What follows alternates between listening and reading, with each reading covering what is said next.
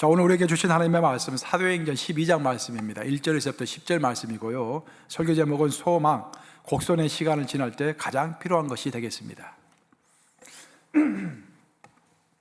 그때 헤롯 왕이 손을 들어 교회 중에서 몇 사람을 해하려 하여 요한의 형제 야고보를 칼로 죽이니 유대인들이 이 일을 기뻐하는 것을 보고 베드로도 잡으려 할세 때는 무교절 기간이라. 잡음에 옥에 가두어 군인 넷씩인 네 패에게 맡겨 지키고 유월절 후에 백성 앞에 끌어내고자 하더라. 이에 베드로는 옥에 갇혔고 교회는 그를 위하여 간절히 하나님께 기도하더라. 헤롯이 잡아내려고 하는 그 전날 밤에 베드로가 두 군인 틈에서 두 쇠사슬에 매어 누워 자는데 파수꾼들이 문 밖에서 옥을 지키더라. 호련히 주의 사자가 나타나매 옥중에 광채가 빛나며 또 베드로의 옆구리를 쳐 깨워 이르되 급히 일어나라 하니 쇠사슬이 그 손에서 벗어지더라. 천사가 이르되 띠를 띠고 신을 신으라 하거늘 베드로가 그대로 하니 천사가 또 이르되 겉옷을 입고 따라오라 한대 베드로가 나와서 따라갈새 천사가 하는 것이 생시인 줄 알지 못하고 환상을 보는가 하니라. 자, 10절 함께 읽습니다. 이에 첫째와 둘째 파수를 지나 시내로 통한 쇠문을 이르니 문이 저절로 열리는지라. 나와서 한 거리를 지나매 천사가 곧 떠나니라. 살아계신 하나님의 말씀입니다. 아멘. 요즘 이제 코로나19 사태가 전 세계적으로 이렇게 확산이 되면서 눈에 두드러지게 나타나는 현상 중에 하나가 국제 간에 또 나라 간의 인적 교류가 많이 줄어들었다는 것입니다. 최근에 우리 트럼프 대통령이 영주권 발급을 60일간 정지시켰습니다. 더 심각한 것은 60일 후에 가서 코로나 사태가 진정이 안 되면 그 기간을 또 연장할 수도 있다고 해가지고 요즘 많은 사람의 기도 제목이 되고 있습니다. 우리는 사실 세계화 시대에 살고 있다고 하는데 세계화 시대의 가장 큰 특징이라고 한다면은 사람들이 자신의 국적보다는 자신의 능력에 따라서 이제 회사에 취업이 되는 것, 그것이 이제 세계화의 가장 중요한 특징 중에 하나입니다. 예를 들어서 대기업은 대기업대로 어떤 사람의 국적이 아니라 그 사람의 능력을 보고서 자기 기업의 간부로 외국인을 고용을 합니다. 또 중소기업은 중소기업대로 국적을 따지는 것이 아니라 제3세계 사람들의 그 노동력에 저렴한 노동력을 보고서 그 사람을 자기 회사 일꾼으로 이렇게 초청을 하는 것입니다. 이것이 바로 세계화 시대인데 지금 코로나 사태로 인하여서 이런 세계화의 추세가 지금 무너지고 있는 것입니다. 사실 우리들은 이민자들이기 때문에 이런 세계화의 혜택을 가장 많이 본 사람 중에 하나가 바로 우리 같은 이민자들입니다. 우리가 뭐가 똑똑해가지고 잘나가지고 이렇게 미국에 올 수 있었겠습니까? 세계화 덕분에 또 미국에서 환영을 해서 우리의 능력을 가지고 미국에 온 것이 아니겠습니까? 사실 이런 인적 교류의 역사를 살펴보면은 산업 사회에서 시작되기 전에 이미 전쟁을 통해서 인적 교류가 옛날부터 있어 왔습니다. 예를 들면은 각 나라에서는 강대국에서는 돈을 주고서 다른 나라의 용맹한 군사들을 용병으로 채용을 했던 것입니다. 그 용병의 채용의 역사가 뿌리가 깊습니다. 산업의 인적 교류보다도 용병을 통한 인적 교류가 훨씬 더 역사적으로 길지요. 예를 들어 보면은 서구에서 가장 용맹스러운 용병은 스위스 용병이었습니다. 예를 들어 보면은 프랑스 대혁명이 일어났을 때 스위스 용병들은 루이 16세를 지키고 있었는데 그 병사의 수가 700명이었습니다. 근데 수십만 명의 파리 시민들이 바르사유 궁전을 이렇게 쳐들어왔을 때 그 700명은 결코 도망치지 않고 왕 옆에서 끝까지 싸우다가 700명 전원이 다 죽었습니다. 역사에 길이 남는 사건이죠. 그래서 그 용맹스러움, 그 충성스러움을 보고서 오늘날까지도 로마의 바티칸 교황청은 그 용병을 스위스 용병을 사용합니다. 그래서 로마의 바티칸을 지키는 사람들은 스위스 사람들입니다. 그러면 이 서구에서는 그렇게 유명한 용병이 스위스 용병인데 그 동양은 어떤가? 동양에도 용병이 있었습니다. 동양에서 최고의 용맹스러운 용병은 네팔 사람들입니다. 구루카 용병이라고 하는데 네팔 사람들로 구성된 구루카 용병입니다. 구루카 용병은 이제 주로 영국 사람들이 고용을 해가지고 용병으로 많이 사용을 했습니다. 아시다시피 영국은 해가 지지 않는 세계 대제국을 이루었죠. 세계 대제국을 이루기 위해서 영국의 힘만으로는 좀 부족했습니다. 그래서 네팔 사람들을 고용을 해가지고 전투에 많이 투입을 한 것입니다. 특별히 2차 세계대전 때 구르카 용병들이 많은 혁혁한 공들을 세웠는데, 한 번에 이제 전쟁이 일어나가지고 버마 전선에 구르카 용병들이 투입이 되게 됩니다. 근데 그 버마 전선에서 밀림이 많기 때문에 버마에 상당히 이제 힘이 들었는데, 전쟁을 하는 통에 한 명이, 구르카 용병 중에 한 명이 길을 잃고 이제 본진에서 이탈하게 됩니다. 그래서 그 사람이 죽은 줄 알고 모두 다 철수하고 이제 본진으로 돌아갔어요. 본부로 돌아갔습니다. 그로부터 40일이 흘렀는데, 40일 동안 무려 2,000km를 이 사람이 그 밀림을 걸어서 40일 동안 다시 본부로 찾아온 것입니다. 기적 같은 일이 벌어진 거예요. 그 사람들 전부 깜짝 놀래가지고, 아니 어떻게 해서 밀림을 헤치고 40일 동안 무려 2,000km를 걸어서, 우린 비행기 타고 왔는데 너는 이렇게 걸어서 올 수 있었냐 물어본 거예요. 그때 그 사람이 대답 대신에 자기 주머니에서 꼬깃꼬깃 정말로 희망에 구겨져 있는 지도 한 장을 보여주었습니다. 그 지도를 봤더니 그 지도가 밀림에 가는 지도가 아니라 상상외로 영국 런던의 관광 지도가 손에 쥐어져 있는 거예요. 아니 이게 왜 관광 지도가 여기 있느냐라고 물어봤더니 이 사람이 이야기를 하는데, 자기가 이제 네팔에 자기 약혼녀가 있는 것입니다. 약혼녀에게 굳건하게 약속을 했습니다. 내 전쟁을 통해서 반드시 살아올 것이다. 돈을 많이 벌어서, 내가 용병으로 가기 때문에 돈을 많이 번 다음에 당신과 결혼해가지고 신혼여행으로 그 유명한 영국 런던에, 오늘날에도 런던은 좋지만 그 당시에는 세계 최고의 도시였죠. 뉴욕보다 훨씬 더한 도시였죠. 내가 너를 영국 런던에 데려가겠다. 그래서 그 관광지도를 딱 서로 하나씩 나눠 가진 것입니다. 그 관광지도가 그 사람의 소망이 되어가지고 그 밀림의 4,000km를 헤쳐나갈 때 죽을 수 있는 그 사선의 그 거리에서도 그걸 다 헤치고 그 소망 하나 붙잡고서 내 사랑하는 자와 함께 신혼여행을 런던으로 간다. 바로 그 증거가 여기 있다 라고 하면서 그 지도를 붙들고서 4,000km를 헤쳐나왔던 것입니다. 이처럼 소망이라는 것이 참 무섭습니다. 소망이라는 것은 죽을 위치에 처해 있는 사람까지도 살리는 힘이 있는 것입니다. 제가 최근에 영화 한 편을 봤습니다. The Pilgrim's Progress, 철로 역정이라는 영화를 봤습니다. 참 오랜만에 제가 영화를 봤습니다.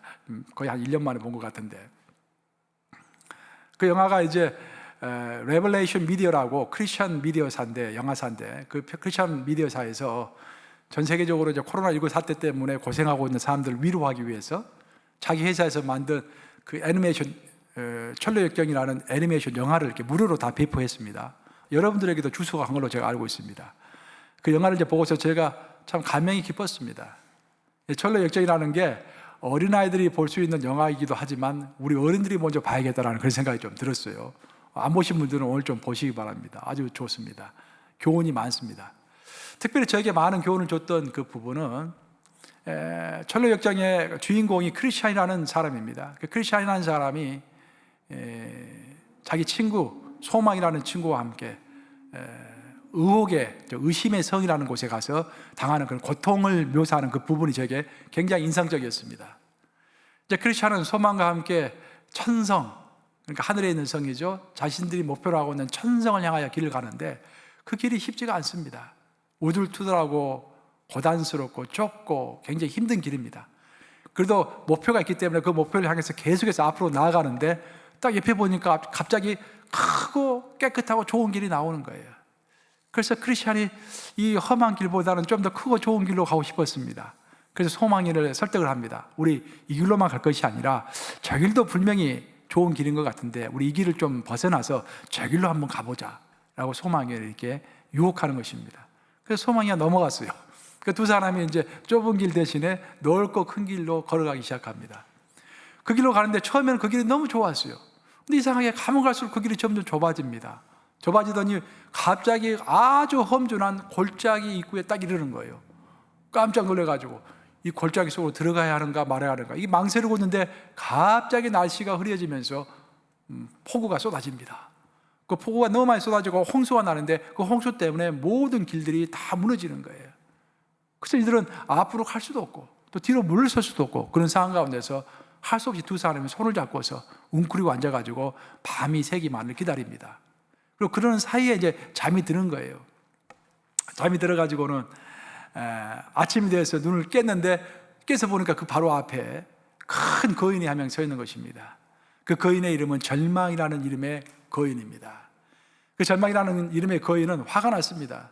자기 구역에 자기 허락도 없이 들어왔다고 해가지고 이 사람들을 잡아가지고 화난 상태에서 잡아서 의심의 성으로 끌고 가서 그 지하 감옥에 가둡니다. 그 일주일 내내 이 두 사람을 막 후드를 패는 거예요. 그래서 얼마나 고통스럽겠습니까? 이게 후드를 패도 이 사람들이 죽지 않으니까 절망이라는 거인이 독을 탄 물컵을 그들에게 줍니다. 두 사람에게 주면서 이것을 마시고 죽어라 라고 이야기를 해요. 하지만 소망이와 그 크리스천은 말을 듣지 않고 죽지 않습니다. 그것을 마시지 않아요. 그러니까 절망이라는 거인이 화가 나가지고 이렇게 소리를 칩니다. 내일 아침이 되면은 너를 반드시 내가 성 마당으로 끌어내서 너를 찢어 죽일 것이다 라고 이야기를 해요. 그 이야기를 듣고 두 사람이 얼마나 정말 두려워 떨었겠습니까? 너무 두려워가지고 이 두 사람이 감옥에 갇혀가지고 밤새 내내 기도를 하기 시작합니다. 기도를 할 때 간절하게 기도를 하는 거예요. 이렇게 한참 기도를 하다가 소망이는 잠이 들었고 크리스찬은 잠이 들지 않는 상태에서 새벽 독이 틀 때까지 계속 기도를 합니다. 그러다가 갑자기 어떤 생각이 나가지고 그 크리스찬이 자리를 박차고 일어나서 큰 소리를 외칩니다. 아, 내가 한 가지를 잊어버리고 있었구나. 의심의 성에 들어가면은 나에게 사용하라고 우리 주님께서 주신 열쇠가 하나 있었는데 그 열쇠 이름이 약속의 열쇠인데 그걸 내가 잊어버리고 있었구나. 그 약속의 열쇠를 가지고 문을 열면 다 열릴 수 있다고 했는데 내가 왜 그것을 잊어버리고 있었을까? 라고 해서 급한 마음에 소망이를 깨웁니다. 그리고 의심의 성에 들어가라면 사용하라고 주님께서 나에게 주신 열쇠가 있는데 그 열쇠로 한번 문을 열어보자고 제의를 합니다. 그리고 자기가 가슴속에 품고 있었던 그 약속의 열쇠를 빼서 감옥 문을 닫고 있는 자물쇠에 넣어봤더니 그 자물쇠가 그냥 열리는 거예요. 그리고 그들이 거기서 감옥에서 나와가지고 성을 지나쳐서 성문, 큰 철문이 또 있었는데 그 문에 있는 자물쇠에다가 그 열쇠를 넣으니까 거기도 그냥 자동적으로 문이 열립니다. 그러면서 날이 밝기 전에 그들이 그것을 탈출했다라는 그런 이야기를 보면서 제가 참 느끼는 것이 많았습니다. 정말 이 이야기야말로 우리가 잘 알고 있는 철로 역정의 이야기지만 사실 코로나19 사태를 지나고 있는 우리들에게 정말로 꼭 필요한 이야기가 아닌가 생각이 듭니다. 코로나19 사태와 같이 미래가 불확실한 시대를 우리가 살아가고 있습니다. 앞으로 어떻게 될까? 여러 가지 예측은 많지만 확실한 것은 아무것도 없습니다. 여기서 팬데믹 현상이라고 그러죠. 전 세계적으로 우리를 불안스럽게 몰아가고 있는 현상입니다. 이런 현상 가운데 있다 보니까 우리도 모르는 사이에 우리가 의심의 성 안으로 들어갈 수 있다는 것입니다. 그리고 그 의심의 성 안에 들어가서 봤더니 거기에는 절망이라는 큰 거인이 우리를 가로막고 있는 것입니다.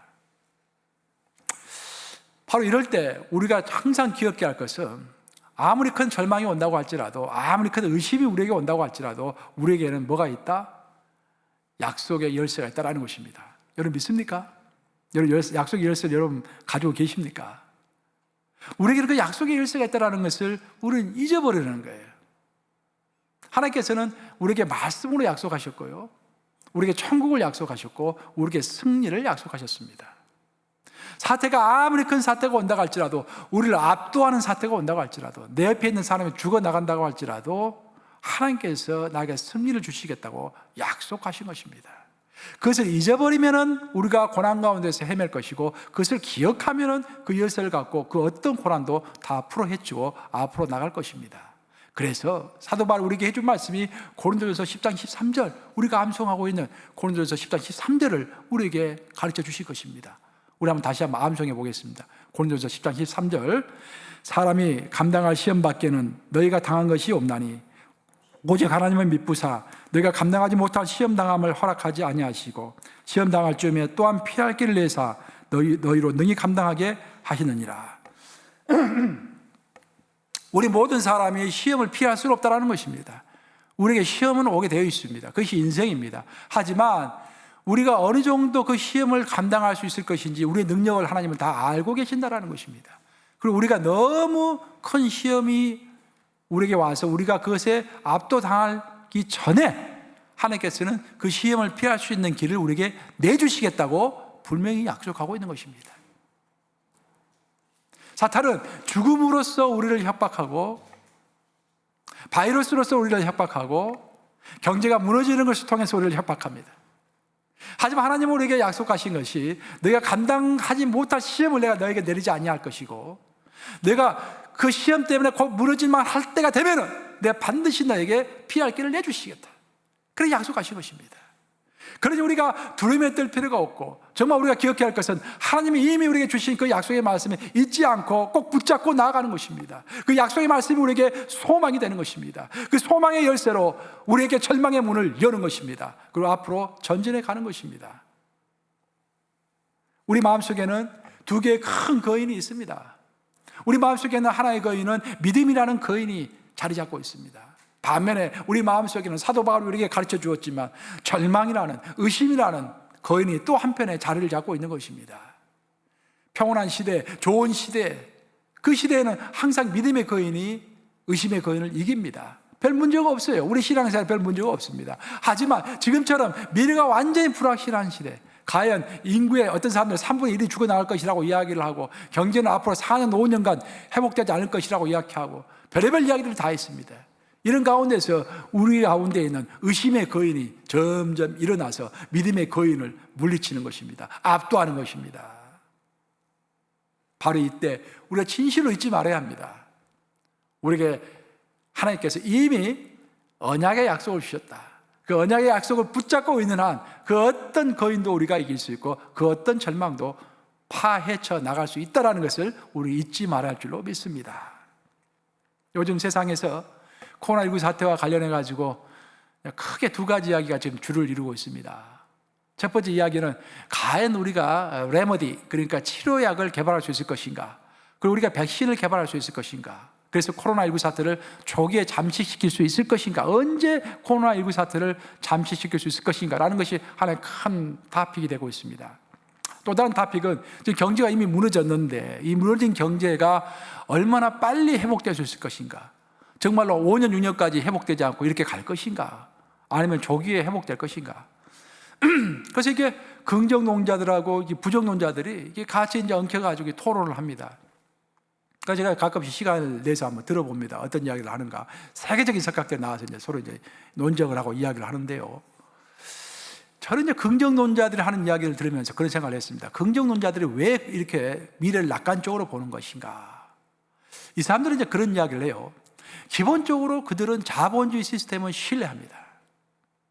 과거의 한 100년의 역사를 돌아봤을 때 아무리 큰 경제 공황이 오고 아무리 큰 팬데믹 현상이 일어나도 경제는 다시 일어섰다라는 거예요. 자본주의에 대한 절대적인 신뢰를 가지고 있습니다. 또한 그들이 가지고 있는 신뢰는 뭐냐면 인간의 과학의 진보에 관한, 과학 정신에 관한 신뢰를 가지고 있습니다. 또 인간의 창조적인 능력에 아주 신뢰를 가지고 있습니다. 절대적인 그런 신뢰를 하고 있기 때문에 경제도 곧 회복이 될 것이고 코로나19 사태도 곧 회복이 될 것이라는 그런 이야기를 하고 있는 것입니다. 저는 그런 이야기를 들으면서 굉장히 임프레시브했습니다. 제가 물론 그들이 빠뜨리고 있는 것은 모든 것이 하나님의 장중에 붙잡혀 있다, 하나님의 섭리에 붙잡혀 있다, 하나님의 의도가 있다, 이런 사건이 오게 하는 데에는 하나님의 의도가 있다라는 그런 이야기를 하고 있지 않기 때문에 약간 불안한 면은 없잖아 있지만, 정말로 제가 감동했던 것은 뭐냐면은 그들이 절대적으로 이게 가지고 있는 자본주의에 관한 신뢰, 과학정신에 관한 신뢰, 인간의 창조력에 관한 신뢰인 것입니다. 그들이 그렇게까지 거의 100%에 가까울 정도로 이미 세계 시스템을 신뢰하고 있는데, 우리는 하나님을 믿는 우리는 이 시스템을 만들고 이 시스템을 운영하고 계시며 온 우주를, 천지를 창조하신 하나님을 우리는 얼마나 신뢰하고 있느냐라는 거예요. 여러분들은 그 사람들보다도 더 많이, 그 사람들이 자본주의 시스템을 신뢰하는 것보다도 훨씬 더 많이 하나님을 신뢰하고 계십니까? 여러분은 미래에 대해서 어떻게 생각하십니까? 여러분의 의견이 있을 거 아닙니까? 여러분은 미래를 판단하실 때 무엇에 근거해서 미래를 판단하십니까? 세상 사람들은 자본주의 시스템을 들어서 미래를 판단하고, 인간의 창조력을 근거해서 미래를 판단하고, 또 인간의 과학 정신을 근거로 해서 미래를 판단합니다. 그럼 여러분은 무엇을 근거해서 미래를 판단하십니까? 물론 우리가 미래를 함부로 예측할 수는 없을 것입니다. 하지만 우리가 미래를 함부로 예측할 수는 없지만 우리가 확실하게 알고 있는 것은, 우리가 기독인으로서 확실하게 알고 있는 것은, 성경을 하나님의 말씀으로 붙잡고 있는 우리로서 우리가 확실하게 확신하고 있는 것은 미래는 하나님의 손에 붙잡혀 있다라는 것입니다. 믿습니까, 여러분? 하나님의 손에 붙잡혀 있는 거예요. 그리고 그 하나님은 우리가 가장 신뢰하는 하나님이다라는 것입니다. 우리가 가장 신뢰하는 하나님은 이런 말씀하셨죠. 여러분들 또 암송하고 있는 말씀인데 로마서 8장 28절 말씀입니다. 우리 한번 같이 암송해 보겠습니다. 로마서 8장 28절. 우리가 알거니와 하나님을 사랑하는 자, 곧 그의 뜻대로 부르심을 입은 자들에게는 모든 것이 합력하여 선을 이루려느니라. 이 약속을, 정말 모든 것이 합력하여 결국은 선을 이룰 것이다. 이 말은 무슨 말이냐면, 어떤 일이 온다 할지라도 그 일은 하나님의 손에 붙잡혀 있으니까, 하나님의 섭리 안에 있으니까, 어떤 일이 온다고 할지라도 그것이 모든 것이 합력하여 선을 이룰 것이기 때문에 염려와 근심보다는 소망 가운데서 의심의 사슬을 벗어내고 앞으로 전진하라는 그런 말씀입니다. 믿음이라는 것이 무엇인가? 믿음은 결국 하나님과 하나님의 하신 말씀을 믿는 것입니다. 그 하나님의 말씀과 하나님 자체가 우리에게 소망이 되는 것이죠. 그러니까 이 소망은 모든 의심과 절망의 문을 여는 열쇠가 되는 것입니다. 결국 이 코로나 사태를 지나갈 때 우리 가운데 하나님의 말씀이 있는 것인가? 하나님의 약속이 있는 것인가? 그 약속을 얼마만큼 신뢰하는 것인가? 그것이 얼마만큼 우리에게 소망이 되는 것인가? 거기에 따라서 우리 앞에 있는 모든 절망의 문들이 열릴 줄로 믿습니다. 오늘 사도행전 본문은 우리가 인생을 살아가는 중에 의심과 절망에 빠질 때 소망을 가지고 살아가는 우리들이 어떻게 이 절망의 터널을 빠져나올 수 있는지 그 방법을 가르쳐주고 있는 그 구절입니다. 지금 본문을 보시면은 사도 베드로가 감옥에 갇혔습니다. 그 교회의 최고 지도자가 감옥에 갇힌 것입니다. 그래서 교회가 와야 될 수 있는 그런 위험한 처지에 놓여 있습니다. 이런 절망 가운데 있는 이 성도들이 어떻게 해서 이 절망을 벗어나게 되었는지를 소개해 주면서 우리 같은 이 코로나19 사태와 같은 절망 가운데 있는 우리들이 어떻게 해서 이 사태를 극복해 나갈 수 있을 것인가를 가르쳐 주고 있는 그런 대목이라고 할 수 있겠습니다. 먼저 우리가 본문 12장 5절을 읽으면서 한번 본문을 살펴보도록 하겠습니다. 12장 5절 읽겠습니다. 이에 베드로는 옥에 갇혔고 교회는 그를 위하여 간절히 하나님께 기도하더라. 우리가 어려운 상황에 처하게 될 때, 코로나19 사태와 같은 어려운 상황, 또 개인적으로 또 어려운 상황, 또 교회적으로 어려운 상황이 찾아오면은 가장 먼저 해야 할 것은 하나님께서 우리에게 무기로 주신 기도를 하는 것입니다. 근데 기도를 할 때 어떻게 기도를 하라고 본문을 이야기하고 있냐면은 간절히 기도하라고 가르쳐 주고 있습니다. 이 간절이라는 말이 중요해요. 간절히 기도한다는 것이 어떻게 기도하는 것일까? 우리가 누가복음을 보면 특별히 누가복음에 그 예수님께서 기도하신 기도의 모범이 쭉 자세하게 설명되고 있습니다. 그 사복음서 중에서 가장 자세하게 예수님의 기도의 모범을 설명하고 있는 책이 누가복음입니다. 근데 누가복음을 보시면은 예수님께서는 세례를 받으시기 전에 기도하시고 나서 세례를 받으셨습니다. 예수님께서는 12제자를 선택하시기 전에 누구를 12제자로 선택할까라고 하나님께 기도하신 후에 12제자를 선택하셨다고 말하고 있습니다. 또 예수님은 제자들을 불러 모으시고 가장 중요한 교훈, 가장 중요한 가르침, 즉 예수님의 죽음과 부활에 대해서 설명하기 전에 너무 중요한 설명이기 때문에 기도하신 후에 제자들을 가르쳤다고 말하고 있습니다. 그러니까 그 이후에 보시면은 예수님께서 변화산에 올라가시죠. 변화산에 올라가시기 전에 기도하셨습니다. 그 기도하시고 나니까 예수님의 몸이 신의 몸으로 다 변화가 되는 놀라운 역사가 있었죠. 그리고 내려와서, 변화산에서 내려와서 예수님께서 제자들에게 기도가 뭔지를 가르쳐 주셨습니다. 특별히 내가 기도할 때는 이렇게 기도하라라고 주기도문을 가르쳐 주셨죠. 그 기도에 관한 문제점에 대해서 여러 가지 예시를 들면서 기도에 대해서 가르쳐 주셨습니다. 굉장히 중요한 가르침이었죠. 그런데 그 가르침을 주시기 전에 예수님이 몸소 기도하신 다음에 그 중요한 가르침을 주신 거예요.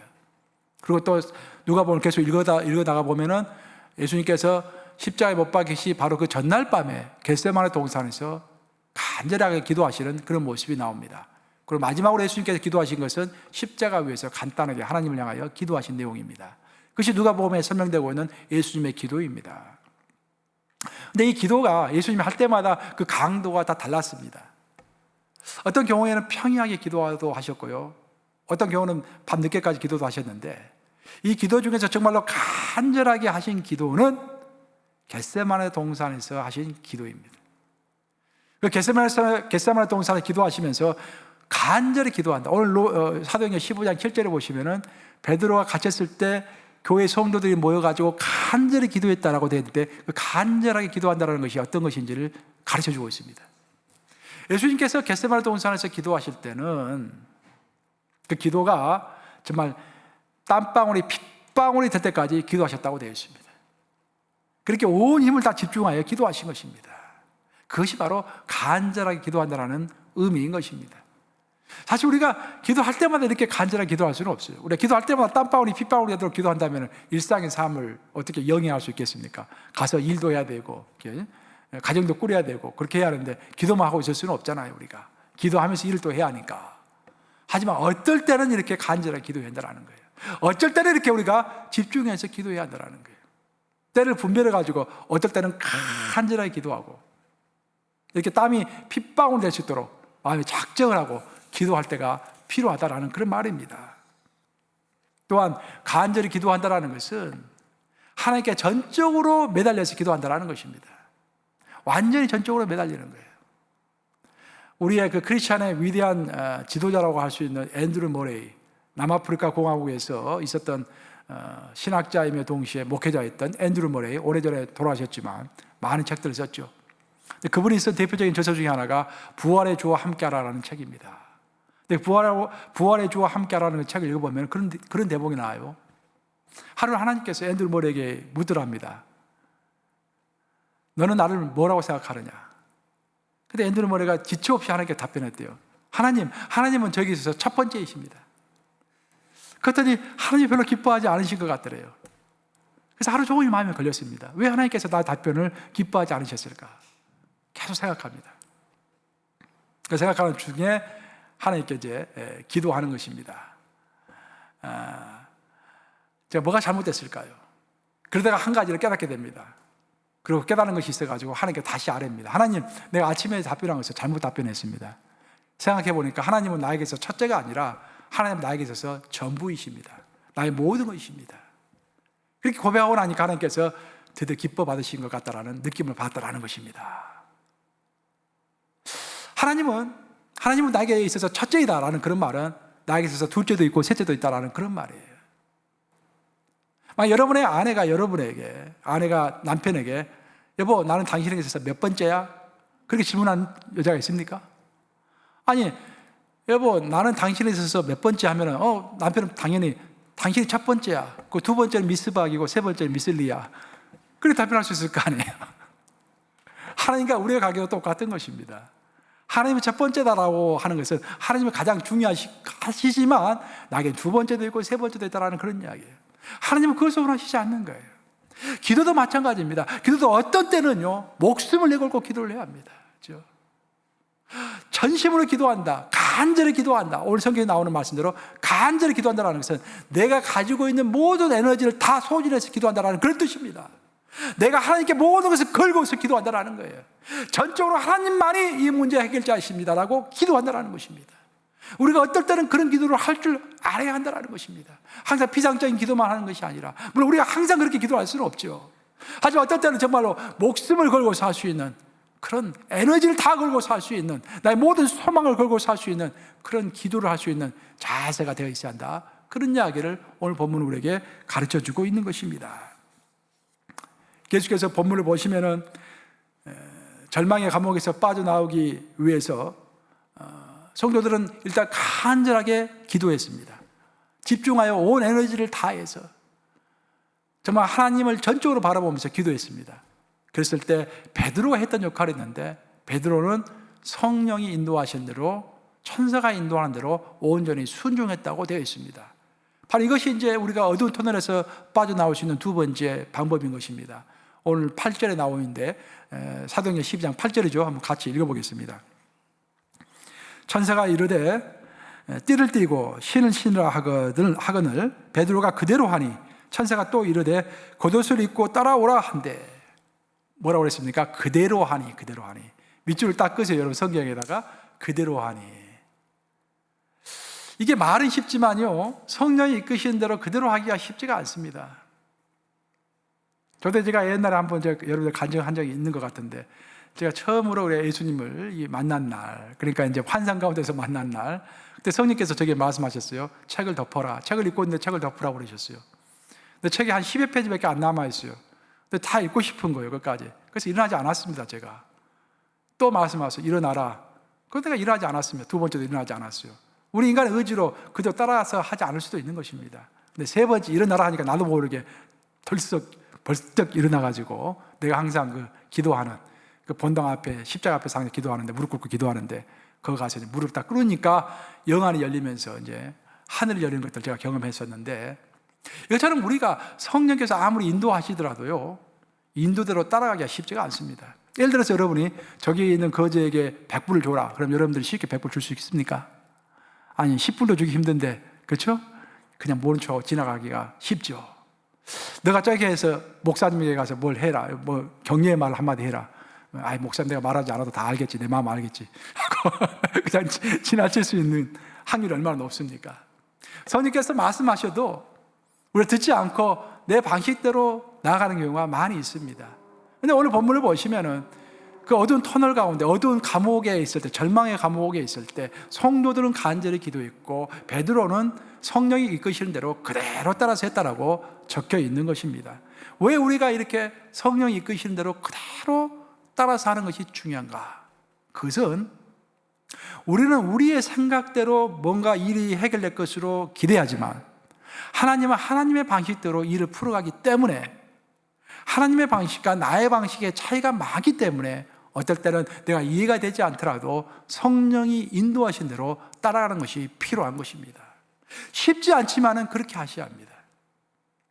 예를 들어 보면은 지금 베드로가 감옥에 갇혀 있는데 나중에 이 감옥에 사도 바울이 들어오게 됩니다. 몇 년 후에. 근데 베드로는 이 감옥을 빠져나갔습니다. 그렇지만 사도 바울은 이 감옥을 빠져나가지 못했습니다. 사도 바울은 쇠고랑에 채워가지고 로마로 압송이 되었습니다. 왜 그랬을까요? 그것은 하나님이 보시기에는 베드로는 지금 빠져나가야 할 사람이고 사도 바울은 쇠고랑에 채워져가지고 로마까지 갈 사람이기 때문에 사도 바울이 감옥을 빠져나온 것은 하나님께서 허락하지 않으셨던 것입니다.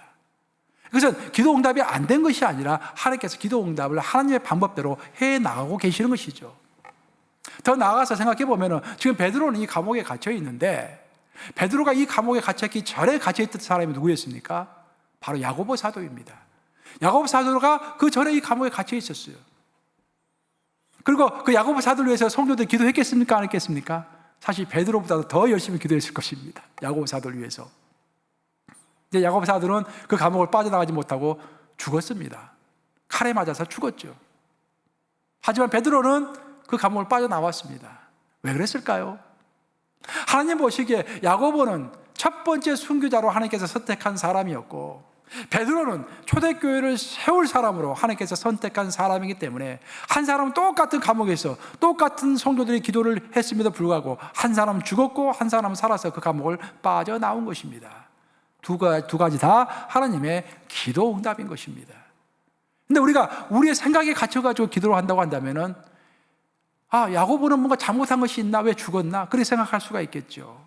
그게 아니라는 것입니다. 바로 그래서 우리가 어두운 터널에 빠져나올 때는 정말 조심해야 할 것은 간절히 기도함과 동시에 성령께서 하라는 대로 그대로 소망 가운데서 그 성령의 인도를 따라가는 것입니다. 그러면서 우리가 그 터널을 빠져나올 수 있는 것이죠. 또 하나, 우리가 절망의 감옥에서, 오늘 본문을 보시면 절망의 감옥에서 빠져나올 때 우리가 정말로 조심해야 할 것 중에 하나가 뭐냐면은, 우리가 간절히 기도를 해야 할 때가 있지만 또 어떨 때는 하나님께 전적으로 맡기고 기다려야 할 때가 있다는 것입니다. 기도했으면 그 다음에는 하나님께 맡겨야 합니다. 오늘 보면 6절에 나오는데 본문 6절 한번 읽어보겠습니다. 12장 6절. 헤롯이 잡아내려고 하는 그 전날 밤에 베드로가 두 군인 틈에서 두 쇠사슬에 매여 누워 자는데 파수꾼들이 문 밖에서 옥을 지키더니 라고 되어 있습니다. 저 베드로는 두 군인 틈에 끼어가지고 지금 잠을 자고 있는 거예요. 기도 않고 잠을 자는 것은 큰 문제입니다. 그렇죠? 예수께서 겟세마네 동산에서 제자들에게 말씀하셨죠. 특히 베드로에게 말했습니다. 너가 한시도 깨어 있을 수 없었더냐 라고 이제 말씀하세요. 우리가 기도하지 않고 누워서 잠을 자는 것은 큰 문제입니다. 하지만 그것보다 더 큰 문제는 기도했음에도 불구하고 안심하지 못하고 안절부절하면서 하나님을 믿지 못하고 하나님께서 일하실 기회를 주지 않고 근심하는 것은 더 큰 문제입니다. 기도할 때는 간절하게 믿음을 가지고 필사적으로 기도하시고 기도가 끝났으면 하나님께 맡겨야 합니다. 역사적으로 보면은 영국에서 한 획을 그었던, 우리 또 기독교 역사에서 한 획을 그었던 사건이 청교도 혁명입니다. 그 청교도 혁명을 통해서 전 세계적으로 청교도가 퍼져나가게 됐고, 특히 이제 미국까지 청교도가 영향을 미치게 된 거 아니겠습니까? 오늘날 미국이 있는 것도 청교도 그 정신의 바탕하에서 미국이 있는 거 아니겠습니까? 그 청교도, 영국에서 있었던 청교도 혁명, 명예혁명이 있기 전에 청교도 혁명이 있었는데, 그 청교도 혁명을 이끌었던 사람이 바로 크로멜 장군입니다. 크로멜 장군이 위대한 일을 이룰 수 있었던 것은 그 옆에 있는 비서 역할을 하고 있는 한 장교가 있었는데, 아주 믿음이 좋고 현명한 장교가 하나 있었습니다. 그 사람이 비서였어요. 크로멜 장군도 그 젊은 장교는 특별하게 이렇게 총애를 했다고 합니다. 근데 그 청교도 혁명이라는 것이 엄청난 혁명 아닙니까? 그 왕을 몰아내고 공화정을 만들고 청교도 정신을 하에서 그 캐톨릭의 세력을 다 몰아내고 청교도 정신에 입각한 정치를 하려고 하는 정권 자체를 완전히 바꿔버리는 그런 역사이기 때문에 어마어마한 일이죠. 그것을 이제 크로멜이 추진하는 가운데서 얼마나 고민이 많았겠습니까? 그래서 일을 열심히 하고 기도 열심히 하고, 뭐 크로멜도 청교도 교인이니까 기도 열심히 하면서 일을 했습니다. 근데 항상 근심이 되는 거예요. 근데 그 근심 때문에 잠을 자지 못하는 날이 점점 늘어났습니다. 크로멜의 얼굴이 그냥 엉망인 거예요. 잠도 자지 못하고. 그래서 그 비서 장교가 크로멜에게 직언을 합니다. 장군님, 이러시면 안 됩니다. 잠을 주무셔야지 않겠습니까? 그래야 국사도 돌보시지 않겠습니까? 그래야 혁명도 성공할 수 있지 않겠습니까? 그랬더니 신경이 굉장히 날카로워져 있던 크로멜이 버럭 화를 냈다고 그래요. 나에게 잠을 자라고? 지금 잠을 잤다인가? 이게 외친 거예요. 그 장교가, 전문 장교가 뒤로 물러서지 않습니다. 계속 이야기하는 거예요. 아니 장군님, 우리가 믿는 것이 누굽니까? 우리가 하나님을 믿고서 이 일을 시작한 거 아닙니까? 우리가 하나님께서 이 일을 주관해달라고 간절히 기도했고 있는 힘을 다해서 노력했지 않습니까? 그러면은 하나님께서 일하실 시간을 우리가 줘야 하지 않겠습니까?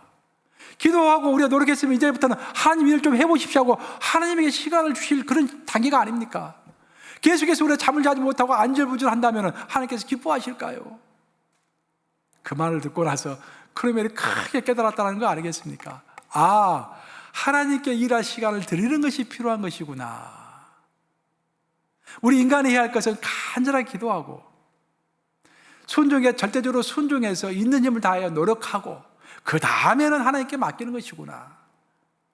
편안한 마음을 가지고 잠을 자고 더 기도하면서 충성스럽게 일을 했습니다. 그 결과로 청교도 혁명이 성공한 거 아닙니까? 그 크로멜이 집정관이 돼가지고 왕의 역할을 하게 된 거 아닙니까? 그 영국이 완전히 변한 것이죠. 영국이 변하면서 전 세계가 변한 것이죠. 그 오늘날 미국에 있게 된 것이고요. 그 모든 역사가 바로 거기서부터 시작이 된 것입니다. 성경 읽어보면은 아담이 잠들어 있었을 때 하나님께서는 하와를 만드셨어요. 그렇죠? 아담이 하나님께 하와를 달라고 애걸복걸 하지 않았습니다. 그냥 잠들어 있었어요. 잠들어 있었을 때 하나님께서 아담의 갈비뼈를 빼가지고 하와를 만든 거 아니겠습니까? 우리가 기도한 다음에 잠자 있는 동안에 하나님께서는 역사를 하시는 것입니다. 이제 말씀을 마무리합니다. 제가 이제 어렸을 때 봤던 현상 중에서 가장 신기한 것 중에 하나가 뭐냐면은 그 유리컵이죠. 유리컵에다가 물을 가득 담아놓은 다음에 그 위에 양파를 딱 올려놓으면은 며칠 지나면은 정말 신기하게도 양파 뿌리가 이렇게 쭉 생겨나는 것들을 이렇게 보게 됩니다. 정말 신기해요.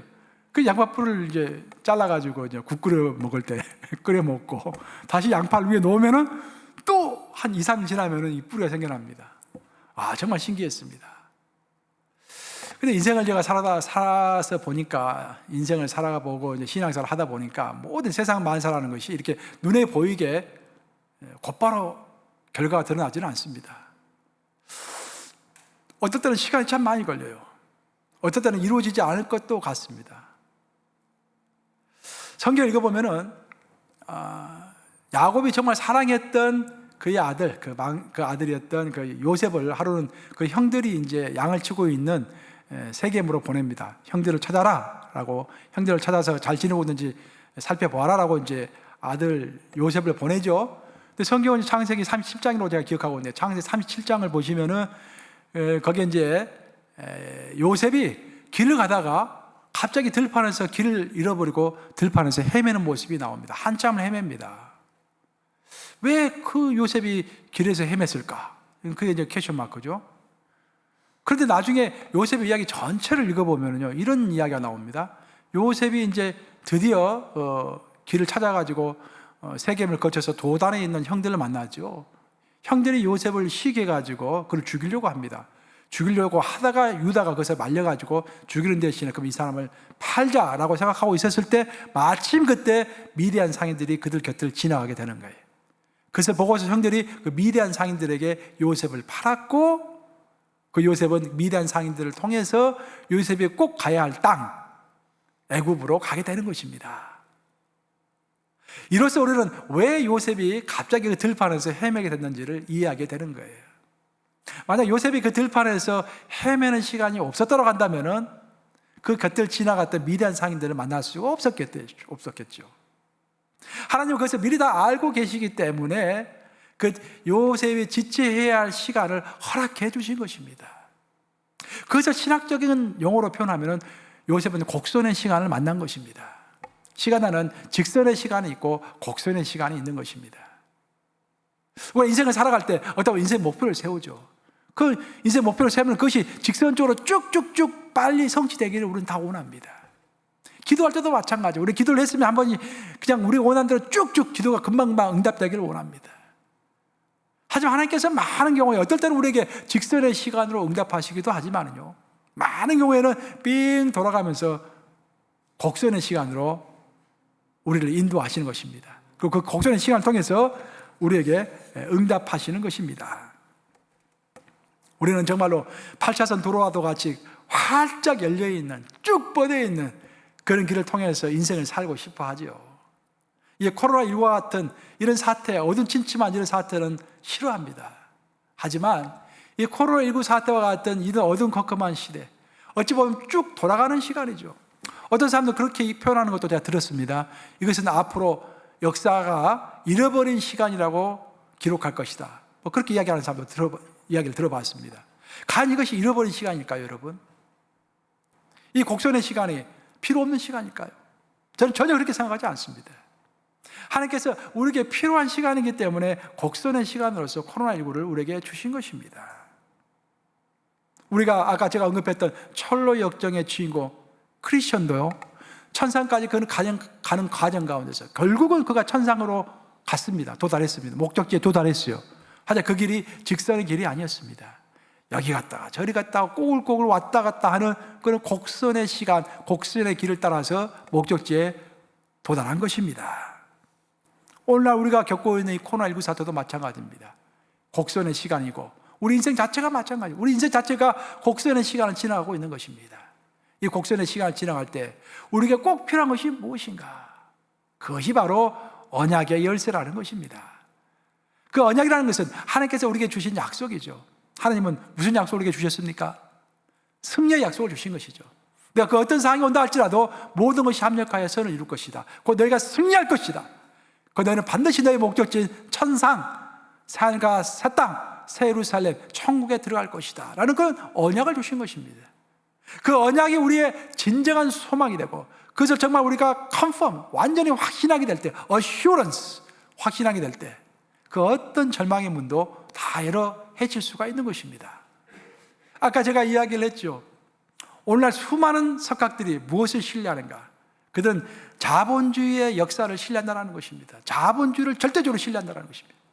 그 자본주의를 신뢰하기 때문에, 인간의 과학을 신뢰하기 때문에, 인간의 창조력을 신뢰하기 때문에 이 코로나 사태에도 요동할 필요가 없다라고 주장하면서 큰 소리를 칩니다. 그럼 우리는 무엇을 신뢰하고 있는 것인가? 이 코로나 사태 동안에 하나님의 언약의 약속을 붙잡아야 할 줄로 믿습니다. 하나님께서 약속하신 것, 반드시 너희가 승리할 것이다. 모든 것이 합력하여 선을 이룰 것이다. 그리고 내가 너희를 인도할 것이다.